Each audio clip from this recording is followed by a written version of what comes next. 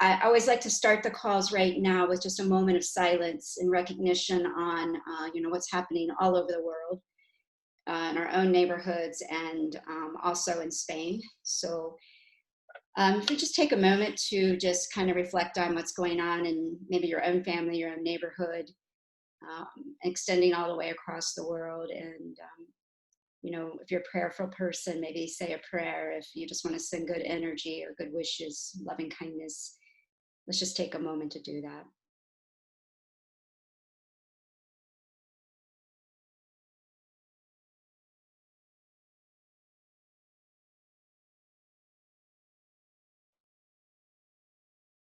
Thank you. May this all come to an end, and we find a cure and a vaccination and everything. I just wanted to, before we get started on our agenda, just offer up a piece from a Pilgrim's Prayer. This was a prayer I picked up along the Camino. It was at one of the churches. Some of you may have this as well. But I just wanted to read one paragraph from it, and it says, "Although I may have carried my pack from beginning to end and waited for every pilgrim in need of encouragement, or given my bed to one who arrived later than I, given my bottle of water in exchange for nothing, if upon returning to my home and work, I am not able to create brotherhood or to make happiness, peace, and unity, I have arrived nowhere." I was reading that this morning, and it just kind of made me think about this group, is that we're kind of building an extended family on the Camino. And I love this opportunity to do that. And I think that's part of building that happiness, that peace, that unity and brotherhood. So I thank you for being a part of my extended Camino family. Maybe someday we'll all get to meet on the Camino, God willing, right? So anyway, we have a lot of stuff today on our agenda, so we'll get started. And I thought it might be fun for those of you that this is your first call with us, if you want to unmute and just say if you've gone on the Camino, what year you went, or if you're planning on going, and maybe if you did go, what route you went on. And we'll just do these real quickly. So raise your hand if you want to do that, and then unmute yourself. That way we will kind of stay organized. Or I'll just call. Deborah, do you want to say where you've gone? Yeah, I did my Camino last year. It was in April. I did it in a strange way, because I did the last 300 kilometers starting from Astorga. Astorga. So how many kilometers? 300. 300. But including and Finisterre. So I started in Astorga, and this year I have planned to go in September to start it at the beginning, but with this COVID situation, I just postponed every plan that I had. So yeah, with you. Thank you. And let's see, Betsy, do you want to unmute yourself and tell us if you've gone and when and where? Yes, I walked last year during the month of September from St. John to Santiago, and then took a bus to Musha and walked from Musha to Finisterre and took a bus back. So it's fairly recent for me. I would love to walk another one, and I was planning to go to Corfu in September and walk the island of Corfu, but that won't happen this year. It will have to be another year. What part of September were you there? I started walking on August 31st, and I finished on October 1st in Santiago. You look so familiar to me. Were you with another girl? I feel like I met you at a cafe. Oh, well, I was with somebody from California, and she and I walked the whole thing. Yeah, did we meet each other? I think we met at a cafe. I really do. We'll talk about it off, but I really believe that we did, because you look so familiar. And I remember Montana and California, and you guys walked from St. John. Yeah. Oh, I'll talk to you later about it. I don't want to how fun. It's a small world. Anne, I'm from Utah, so that's why Montana sticks out. Okay, Anne, do you want to mute yourself? Tell us if you've gone and where? I have not gone. Yeah. But I will, and I'm working on planning a at-home version for this summer. So to send out all the love and goodwill and get the mileage and be ready for when I can go. Excellent. Love to hear about the Caminos from home. I'm on mile 25 of my 550 days. We'll see how it goes. All right. I feel like I've missed Deborah. Did everybody go? Did everybody get to say their route? If I missed somebody, please let me know. Pictures kind of move around. And we've lost somebody, so I don't know what happened there, but okay. All right, thank you for that. And I thought we'll start with, give everybody a chance to talk a little bit, and then we'll move on to Michelle for her discussion about the stones. So for those of you that have gone on a Camino, if you would like to unmute yourself and just give any training tips that you might have, if, in fact, did you even train? I mean, I've read a lot of books where people just decide one day they're going on this Camino and bam, they go. So did you train? And if you did, what did you do? Anybody? You can unmute yourself. Just raise your hand and unmute.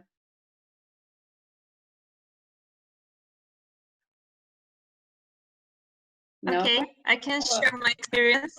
Okay, Deborah. I didn't train at all, although I consider myself to be fit, but I couldn't imagine at that time what should I expect on the Camino. So I had a pretty intensive schedule, like walking 25 to 30 kilometers per day, because I had 2 weeks to finish my walk. So the worst part was that my knee started swelling, but the good thing is that I didn't have any blisters, which was strange. But the knee, it was very painful, especially when we went downhill. But at some point, I just got used to this pain. I don't know. I think this is kind of a magic of the Camino. You know, you just started walking without noticing the pain, and it was unbelievable. And I was so I wanted to accomplish my goal, so I just walked, and one Spanish girl gave me some pills, and I put a lot of ice when I was at the albergue at the evening, and I think I managed the pain somehow. But I didn't train. I didn't have time to train and to prepare myself for the walk. Yeah, understand. Thank you. Anyone else want to give any feedback on training? I just followed a little plan that was online. I guess it worked. I made it through. Anybody else? Yeah, this is Cynthia. Hey, Cynthia. So Lee and I walked together last year, a little over 100 miles, and that was the second time that I'd walked, and both times I started training about 16 weeks out. And what I had read somewhere was that a good way to train was to reach half of your weekly mileage, your anticipated weekly mileage, before, a couple weeks before you were ready to hit the Camino. So we were going to do about 100 miles in a week. So I got myself up to 55 miles at home during a week. And then I, gave myself a couple of weeks kind of taper so that I was recharged and ready to go. And I felt like that worked quite well. I would definitely, I want to walk again, and I would definitely follow that plan as well.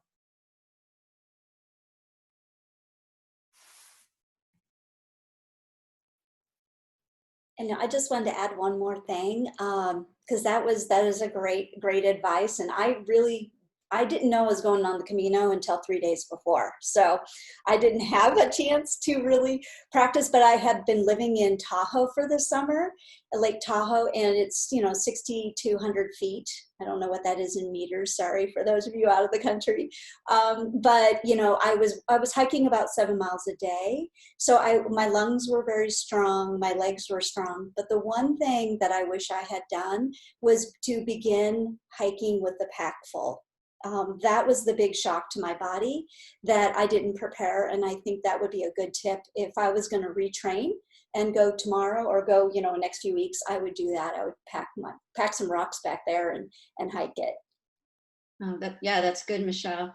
One of the things that I use is I wear a 12-pound weight vest to make it like I have my backpack on. So that's been very helpful. And Cynthia, I also wanted to ask, was that the plan that was online? Is that the plan that you used, or could people access it somewhere? Yeah, you know what, I'll look it up. There was a 16-week online plan. I can't remember if that had the, you know, trying to get half the miles, weekly miles, up to half that weekly mile rate or not. But I'll see if I can find it and send you the link, Lee, and you can share it, or I could share it to the Camino Connection group.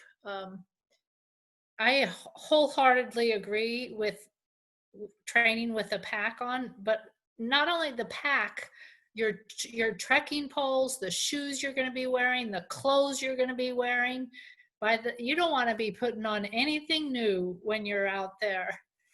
And also hills. If you can get hill training in, that was super important also.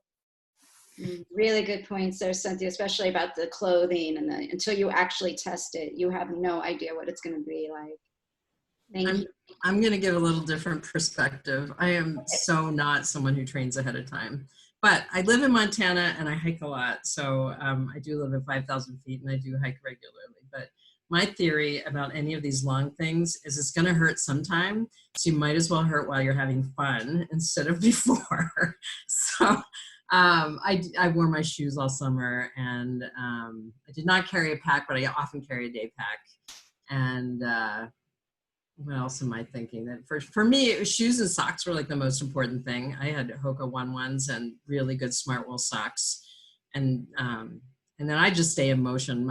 I'm 62 now, and my theory is that bodies in motion stay in motion and bodies at rest stay at rest. So like with this COVID thing, I'm walking 3 times a day because I'm not working. And I wish I were working, but I'm not. So so I'm a train as you go kind of gal. Love it. You had some good quotes there. Thank you. I love it. Yeah, I'm walking as much as I can too. Okay, anybody else on this topic? We'll take maybe one more comment on it if anybody has anything. No? Okay. And then we will move along. If you think of something on that topic, let us know. But Michelle is going to talk about the tradition of carrying stones on the pilgrimage. So we'll let Michelle tell us all about that.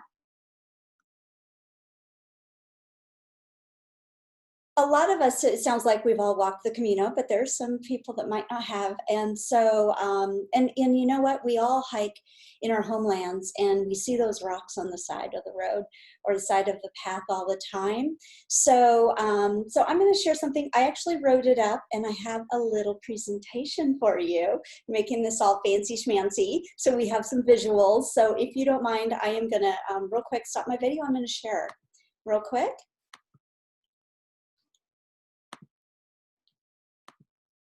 Make sure you can all see that. So you can see that? Yay. Okay. So let me introduce you to my rock. This is the rock that I brought on my Camino. And I want to give you a little background about the journey of this stone first. And before I carry on, volume okay? Okay, super. All right. So I'm going to take you back. This is autumn of 2013, and I was walking around here in Scottsdale, Arizona, and it was a beautiful autumn morning. And life was really great. I remember that life was so wonderful. I was at such a great point of healing spiritually, emotionally, and physically. And I remember feeling so great and looking at how far I'd come. And then, in a split second, fear and insecurity crept in from the shadows. It always does that and spoils the show. So I immediately looked down on the pavement, and alone by itself was this rock. I picked it up and examined it, and I discovered it had markings. And if you'll notice, it has markings very similar to the lifeline in your palm, and it was almost identical to mine. I was so compelled to keep this rock, so I just put it in my pocket and carried on. Days later, and I mean literally days later, I found myself packing for the Camino. It was not planned. During last minute research, I learned about the beautiful tradition where pilgrims bring a stone with them on the Camino. So the stone, what it symbolizes is the struggles and burdens and pains. It can also represent all that one wants to leave behind, let go, forgive, and be forgiven. Whatever the meaning, as pilgrims, they carry their stone, so they're reminded of the reason they walk their Camino. For myself, the Camino was about love. And I was searching for love for others, love for my God, and love for myself. And what that means then, that fear and insecurities had to go away. And I had to leave them behind. So I immediately reached for that rock and placed it carefully in my pack. The most important part of the journey of the stone is the moment the pilgrim chooses to let it go. And it can be anywhere on the way, which I never realized. And what they say is you'll know it when you see it.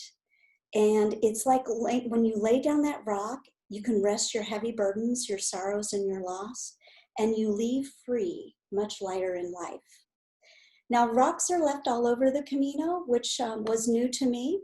And so you can see them on all sorts of places. So on those Wayfarer markers, we saw a lot of rocks stacked on those.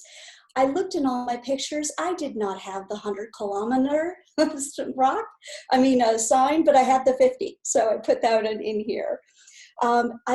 We saw them this is on the way up to Roncesvalles. You see them at the base of crosses, and this is looking into Astorgas. So this is going to be familiar to a lot of you. And you can just see all the rocks that are laid there. They're basically everywhere. They're on monuments, they're on sacred places of ground. So on the Frances route, as many of you, sounds like you have walked it or plan to walk it again, or your first time, rocks are frequently left at the base of Cruz de Faro. It's amazing because when you walk up to it, it's just a weathered wood post, and it's topped by this Celtic iron cross. And the simplicity is what makes it so meaningful. Plus, I don't know if a lot of people know this, it's the highest peak of the French Way. And so in my eyes, it was the closest place to heaven. And that's why I chose to carry my rock. By this point, it's about 350 miles or 560 kilometers on the Camino. And that's why I decided I was close to heaven, I wanted to lay my rock here. What took my breath away when I approached this beautiful, beautiful site was the sheer size of the mound of the rocks at the cross's base. This is my friend Angela, who I met the very first day walking up the Pyrenees. And matter of fact, today is her birthday. So I reached out and said hello to her on Facebook. But I'm from the Pacific Northwest. I grew up in the mountains, and I know that mountains erode and they go smaller, but not this thing. This thing grows and grows taller as pilgrims from all over the world leaves their troubles behind. It's amazing because, and this is a quote that I had found from somebody, it says, "The rocks might be small, but collectively the weight lifted is so significant." I just thought that was so beautiful. And the moment I laid my rock right there at that post, I literally felt the freedom to walk away from my insecurity and fears. It was amazing. There are a couple pilgrim prayers you can recite up there, and I know you can find those online, and many of you will. What I found is that there was so much grace with others that wherever you're laying your rock, they provide you the moment of privacy so you can speak from your heart and say your own words or prayers. And if there's one thing I would encourage as all of us continue to walk our Camino or hike wherever we are, is to take a moment and acknowledge the rocks we might see that have been carefully placed along the way. There's significance behind every one of these stones, and it might allow you or all of us to feel deeper connected with others and to your own life. If you haven't already, maybe you're going to leave your own rock on the way.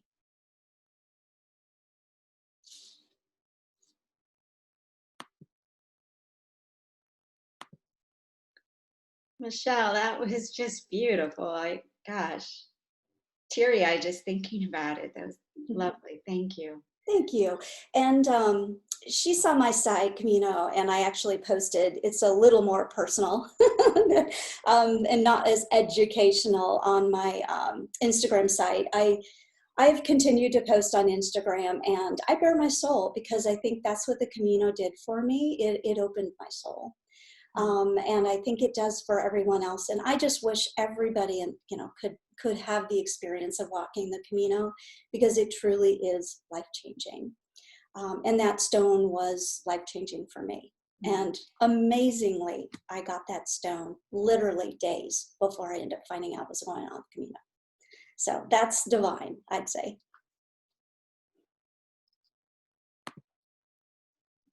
Thank you, Michelle. If you don't follow Michelle yet, I would heavily recommend you follow her on Instagram if you're on the Instagram.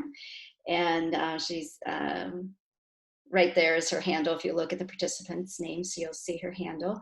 And then also she has a lovely website and a Facebook as well. So please follow her. She has wonderful posts. I'm always inspired by them, which is why I asked her to talk about this, because she had a recent post about her stone, which was lovely. So anyone have questions for Michelle or comments about your own stones or anything at all in response to this tradition?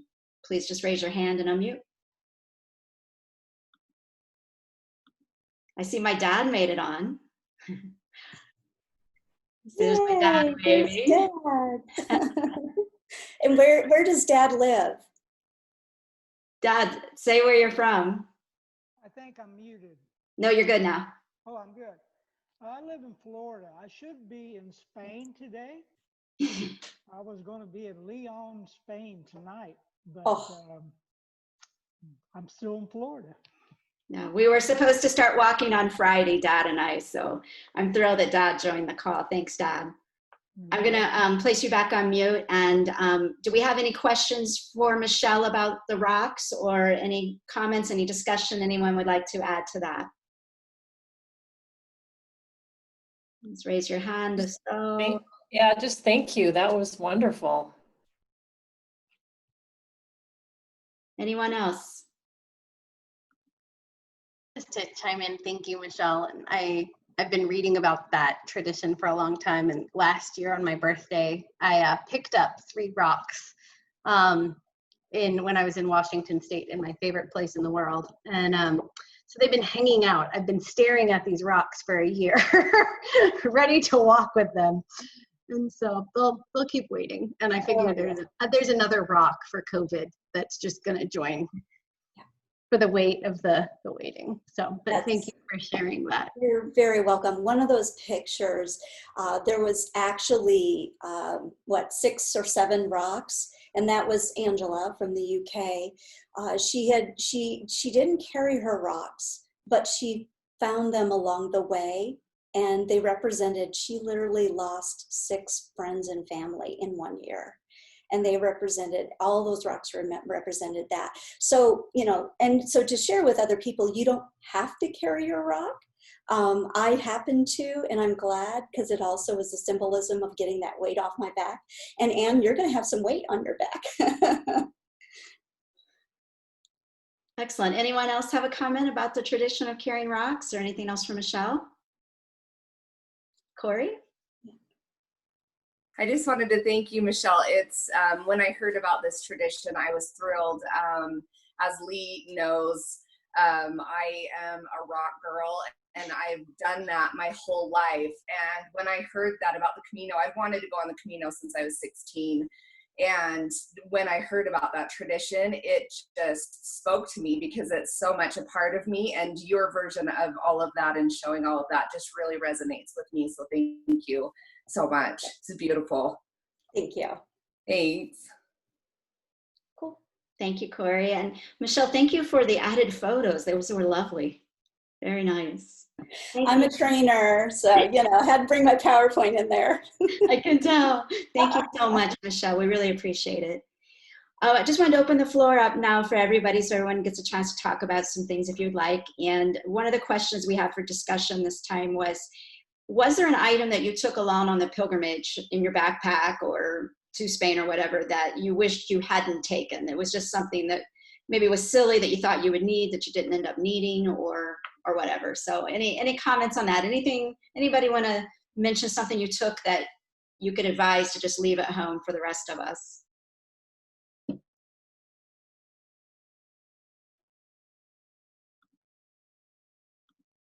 Anyone? Michelle? I had one thing, and this is going to sound really crazy, but I brought these kind of little jersey flowy pants just to sleep in. And then I figured I would just sleep in the t-shirt or shirt or whatever I'd wear for the next morning. And those things, they just were so annoying in a sleeping bag, and they were adding weight. And I knew after Roncesvalles, I had to start shedding some pounds off that pack. And so I left them. I left them in the albergue right there. And so now you're thinking, well, what did I sleep in? My underwear. It is amazing, but the Europeans, they don't care. So I literally had my top on, and I would take my pants, jump into my sleeping bag, and then jump out. So I slept in my underwear, and I got rid of my sleeping clothes. So that was the one thing I did. Love it. Anyone else? No? Going once? Deborah? I got a second towel for my hair because I have long curly hair, and I thought, okay, maybe I will need special one for my hair, but in the end I didn't need it so much. So that was the first thing that I thought about when you asked the towel. Perfect. And also, this is so funny, but I had a small hair dryer for my hair as well. And it was pretty useful, although it was a little bit heavy, although it was small. But in the most of the albergues, they didn't have hair dryers. So, and with my hair, I couldn't sleep with wet hair. So,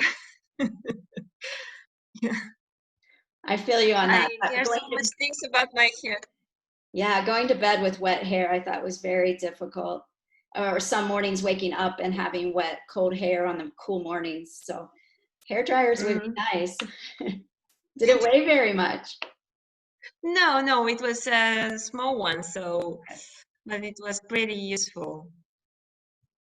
Anyone else? I think Betsy, I saw you maybe unmute. Did you have something you wanted to add? I actually pretty well with the right things in my pack, but I anticipated not wanting to wear my clothes on the plane. So I wore a pair of jeans and a shirt and stuff that I just left the first night in St. John because I knew I was going to wear the same clothes for like 35 days and that I just didn't want to fly in them. So somebody in the albergue got a whole new set of clothes, but there were things I didn't mind parting with because I knew I was going to leave them there. Yeah, those albergue owners, they must end up with a lot of random stuff, don't they? Anyone else? Going once, twice? All right, we'll move on to Curt and Susan. And for those of you that have been on calls with us in the past, you'll know that Curt and Susan have been on several, I think 4 total Caminos already. And I asked them if they would be interested in maybe doing a compare and contrast of the different routes that they've been on. They've been on 2 different routes, I believe. And then Susan offered up that they wanted to talk about the different seasons, which I think is a great thing for us to hear about. So Curt and Susan, if you want to unmute yourselves. And well, we walked our first Camino in the fall of 2014. We flew into Lisbon, trained to Porto. If you like port wine, it's a great place to start. And we walked from Porto into Santiago. The Portuguese route is much less traveled than the Frances. The Portuguese architecture is very unique. It's beautiful. The blue tiles and so forth, and very unique architecturally. And they love to eat. Much less traveled. You don't see as many people, but it's well marked. You walk, if you start in Porto, you walk about a week till you get to Tui, and then you're in France, or Spain, and then you walk into Santiago. So it's a little bit of Portugal and some Spain. A little bit more walking right on highways. You know, in the Frances, you're on next to the highway, but in the Portuguese route, a little more highway walking, so you have to be a little more careful there. Yeah, the first week we saw very few pilgrims at all, but very much of the pilgrim atmosphere. Once you do meet someone, you see them more regularly. Once we got to Santiago, of course, friendships that you created just happens all the time. Everyone was very welcoming. Now, if you start in Porto, you can go an inner route that is more through some cities, or you can do a coastal route. We didn't do the coastal, but that's very popular. And I think it's being more well marked. And Brierley does have a Portuguese book just about the Portuguese. So Brierley will help you through that. So it's a little bit less traveled, but very memorable, beautiful. Then in the spring of 2016, we did the Frances. We started April 7, got there May 13. It happened to be very wet and rainy. You're not during the grape harvest at all. That's the biggest difference. If you go in the spring, you have a lot of wildflowers. It's lovely in that respect. And then we did it in the fall of 2017 during the grape harvest. We happened to have been in the cathedral for Pentecost, and we were there for All Saints' Day on a separate year, of course. I love the fall. We've been kind of more off-season. We haven't been in the heat of the summer any of the times we've been there. I love the grape harvest time, walking through the vineyards full of grapes. I don't know if any of you experienced that, but that's one of my favorite times. When we went in the spring, 2016, when we woke up in Roncesvalles, there was snow on the ground. So that first day we walked through some snow, but it was just that day. I'll also add, during that spring trip, we had the snow to start with, which was daunting. But then I think there was a question online in one of the Facebook posts, what was your hottest day? And my hottest day ever was on that same spring trip, when I didn't know if I was going to make it through. So yeah, you know, what do you say? Snow to later on, didn't know if I was going to make it through the day, putting water on my head. Anyway. So we've been very lucky. Weather, as we never have had awful weather. Awful weather. No, we've had some rain, of course, but we've been really fortunate. And then we went in June, just last June, and we started, we flew to Madrid and trained to Astorga. Like Deborah. So we started in Astorga. And walked in, and on that trip, our youngest daughter joined us. You know, those of you who've done a Camino, people are sick of hearing about it, aren't they? Well, our daughters had heard about the Camino often enough that on our second Frances trip, one daughter flew in and joined us in Villafranca. So she walked in from Villafranca with us. And then on a separate trip, when we walked from Astorga, another daughter joined us. So two of them have experienced it with us. So those are, if you've done the Frances, you know, the main thing different in Portugal is a lot less people, but still a very much of a pilgrim environment. And the architecture and the food of Portugal is fabulous. Great wine, both places. Any questions? This last time we were there early June when we did from Astorga in, the wildflowers were just fabulous. The season for wildflowers was really amazing. I have a quick question. How was the terrain? Because you know on the Frances you do cover and cross a lot of mountain ranges. And I have been to Porto. I so agree with you on Porto, and it's the most stunning city. But I obviously haven't walked it from Porto over to Spain. So what was the terrain like and the elevation changes? It was pretty similar, actually. There were some places that we felt like we were in Montana walking through mountain areas. Okay. So I would say it was pretty similar. You don't have the big towns like Burgos and Leon to walk through. There were small towns, or I mean, a lot through fields and forests again. So, and then small towns. So not quite, but a lot of similarities. Yeah. Tui is one of the larger cities, right at the border. And then Padron, just not too far out of Santiago, is where they believe James actually preached. The picture on the cover of Brierley's book is supposedly from a place that James supposedly had preached in Padron. So there's some really significant Camino sites to see along the way too that relate directly to the Camino. And going back to the Cruz de Ferro, there are stones from Montana there. I don't necessarily leave stones as burden. I leave them honoring people. So all my children and my grandchildren all have a rock that has been dedicated to them. And the fact that we walked by there now 3 times is, some of me will always be there. Love it. Curt and Susan, thank you so much for that. One question I had for you in comparison between the two is, how's the support as far as cafes and places to stop along the Portuguese route in comparison to the Frances?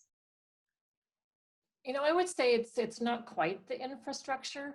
So places that we stopped were more normal places, whereas on the Frances, you get the feeling that a lot of the villages and places are totally there because of pilgrims.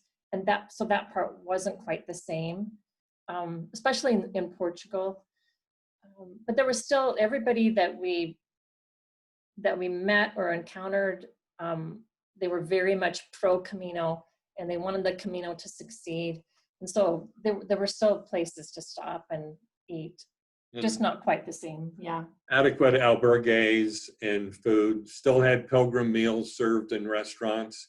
Just don't order the full meal. If you see full or half is for one person. A full meal will feed a family. Yeah, we kind of learned that. Good. It's kind of a unique cultural thing about Portugal. Be careful about how much you order when you order your food. Okay. And another question I had for you, I don't know if it's the coastal route or the interior route. It might be the coastal, but I've heard that there's one section where you have to backtrack, that there really aren't any places to stay. And so you might walk a full day and then have to take a car back to the original town. Did that happen to you on the interior? So maybe it's the coastal. No, yeah, it might be the coastal, and I think a lot's changed in the last years too. But when we met folks who did say they'd gotten lost on the coastal and it wasn't well marked, but I think that's changed. So, but I don't know about the backtracking. Okay. Yeah, we didn't have to. Yeah. All right. And then last question, how did the food differ, especially like when you were in Portugal? Was it more seafood oriented, or what stands out to you food difference wise? They just really honor dining. It's really an event. Really? And they hang out. I don't know, Michelle, I see you nodding your head. but they just love to eat and they spend time in conversation, and it's not just practical getting food. It's an event. Okay. As far as what the food was, I don't know, it was just good. Yeah. Can't say more than that. But it was less of the pilgrim meals and more just like regular restaurants and places that we were eating as well. And then, so it was a difference with the Frances, but still some available, but it was all wonderful. Okay. Anyone else have questions for Susan and Curt? Yes, I wanted to ask you, how secure did you feel on the Portuguese in comparison with the Frances? We felt very secure, but I think I have read from Lisbon to Porto. I've just things I've read like on the Camino forum. I think there's been some issues of safety with that stretch, but we didn't do That's that why stretch. I'm But asking you. is that what you've read as well? We felt Yeah. very secure from Porto, the part that we walked. Mm-hmm. Mm-hmm. It's a beautiful route. Yeah. Any other And questions? what about the places? Where did you sleep? I mean, did you find a lot of albergues and places to rest? Well, being kind of the ages that we are, we opt for the bed and breakfast in small hotels. So we carry our own luggage, but we have our places set ahead of time. So we were fine with that. But there were albergues, and we walked with a bunch of folks who were staying in albergues. So not as many, but I know that they were there, and I don't think people had trouble. And Brierly will show you where they all are. Yep. Thank you. All right, any other questions for Susan or Curt? Did you have a favorite route, or did they all kind of have a different space in your heart? Do you have a favorite? Could you pick one? Well, we've been on the Frances 3 times, and we plan to go back. So we'd like to try the Le Puy, a little bit of that one, if we can sometime. We'll see how things go, but yeah, I guess maybe the Frances. But we enjoyed that first one, and because it was the first one that we had done, it really has a place in our heart too.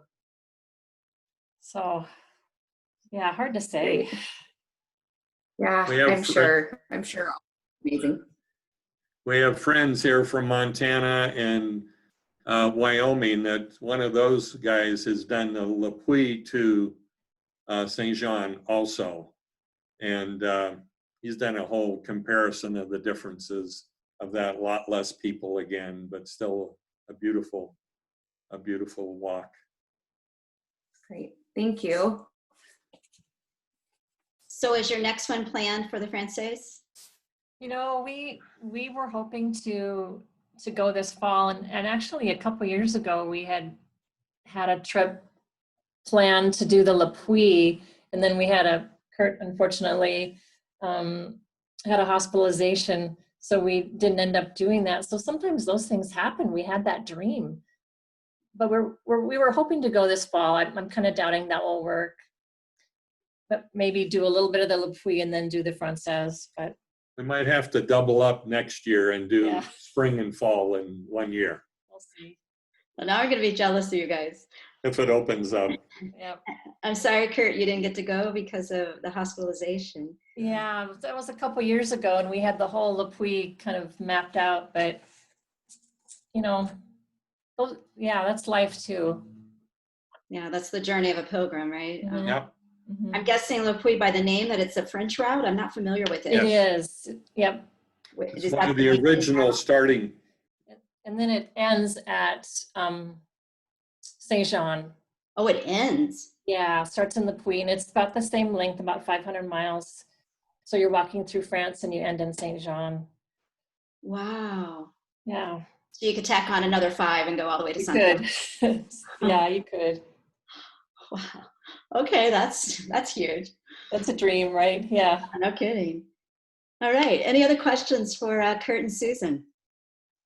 And I started all of these when I think my first one, I was 64, 65. So this is available to Love the that. adult crowd. I love that. That's the spirit. Mhm. Thank you so much, Susan and Curt. Really appreciate that. Michelle, did you have another comment? No, I was just going to go off of that and say, you know what, Betsy, I so believe you about that. When you're in motion, you stay in motion, and so do those two. And I aspire to do that in my 60s and 70s and 80s. I even walked with a 90-year-old man. So he was 90, I think, too. So it's so inspirational. So thank you.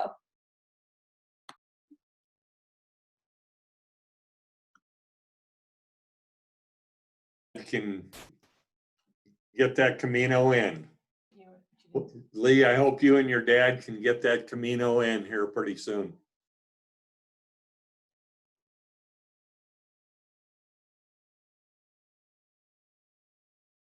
Yeah, we hope to do it next year for sure.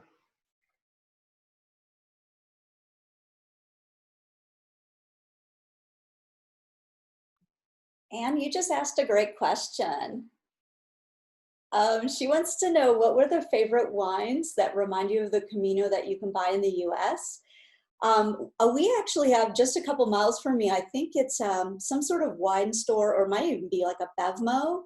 And I know that's a chain. Literally, I found wines from Rioja and all those wines. I mean, I found them all. So some of the vineyards I recognize, most of them I didn't, but that's what I've been buying. And so I frequently will go in that area. And of course, the guys who work there, they're like, how do you know about this place? And I'm like, let me tell you, some of the best wine in the world.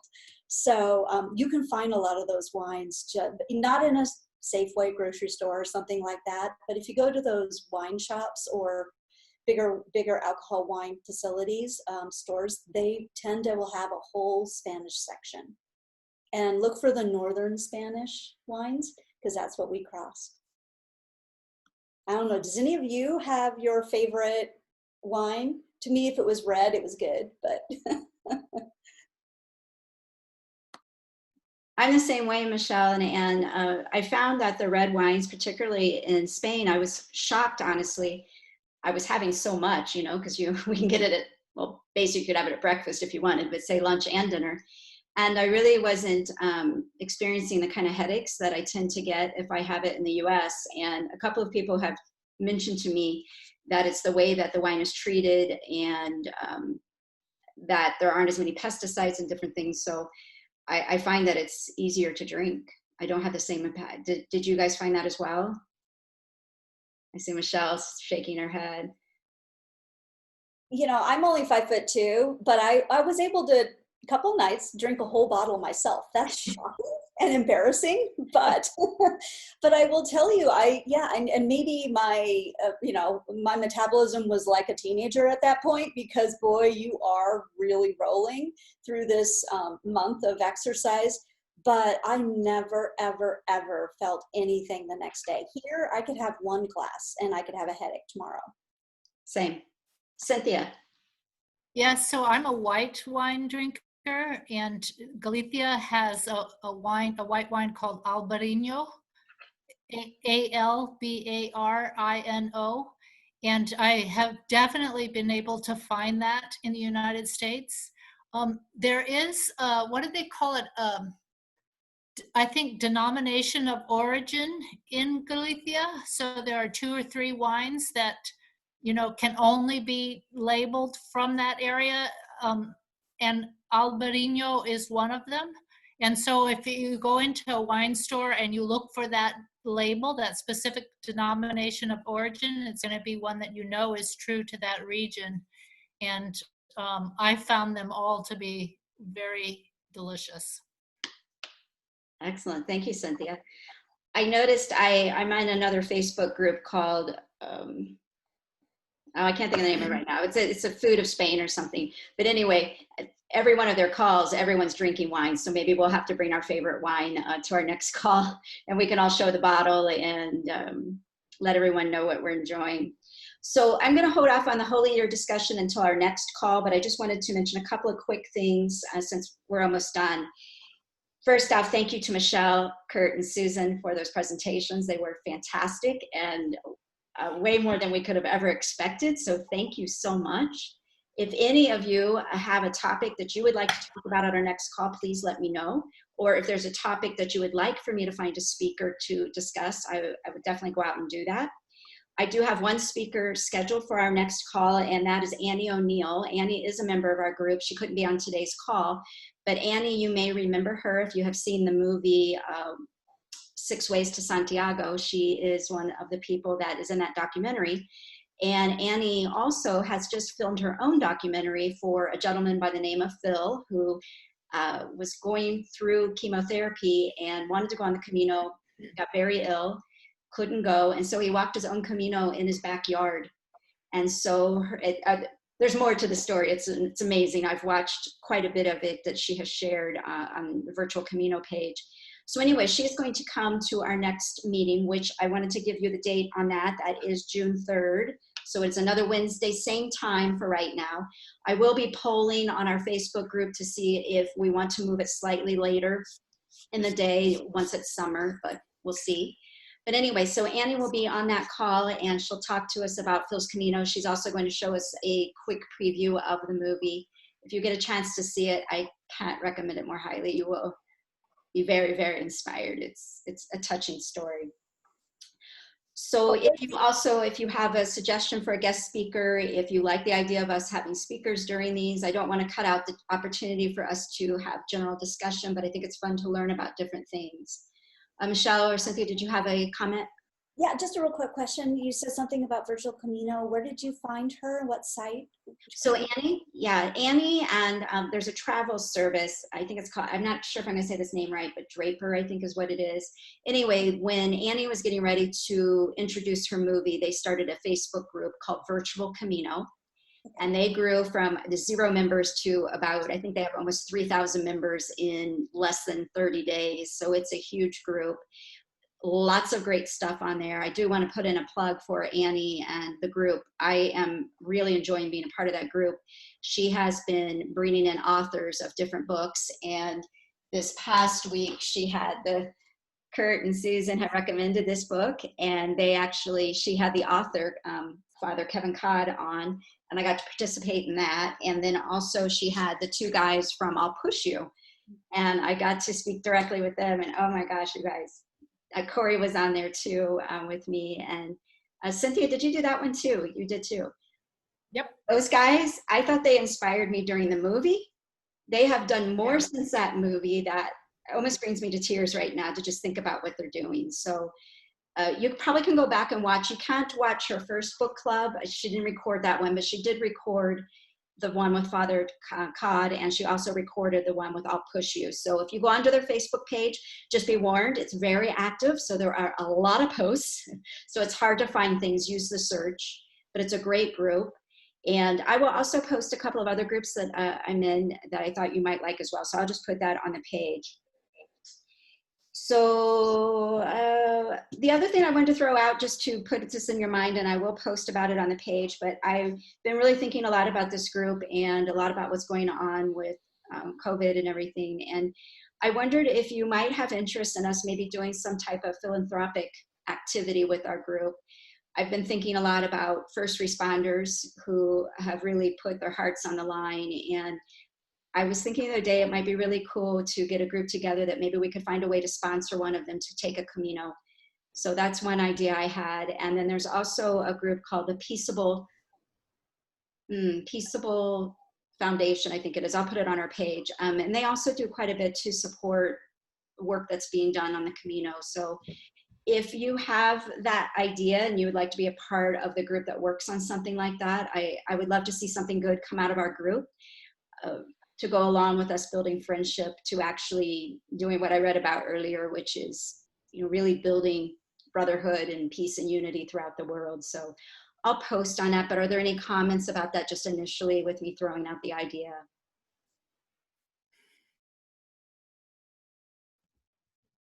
Yeah, Curt and Susan.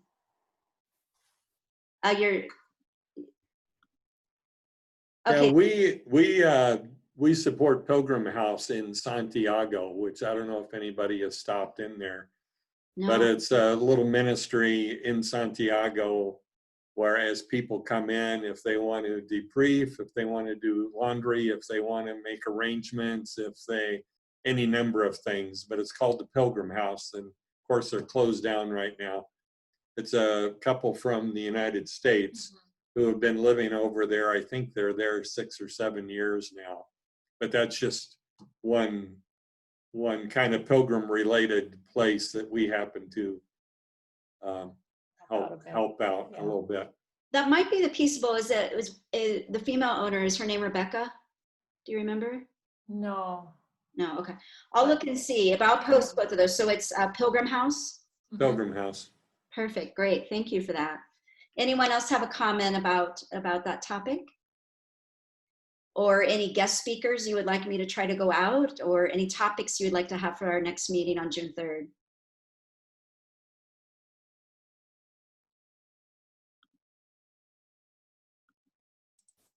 No, but I really appreciate your leadership in this group. It's really been a delight. So thank you.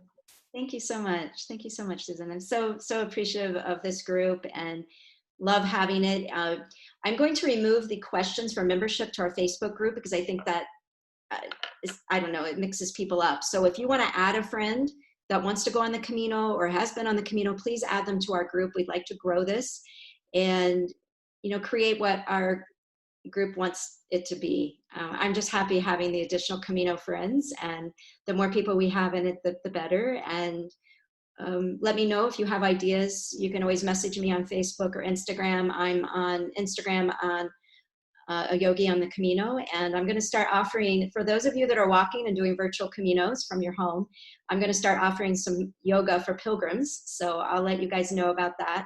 It'll be some free yoga as part of my service back to the Camino. So I'll let you know about that shortly. But anyway, is anything else anyone wants to say before we say Bon Camino? All right, let's all unmute ourselves and Bon Camino, and until we see each other next time. So Bon Camino, everyone. Camino. Bon Camino. Bon Camino.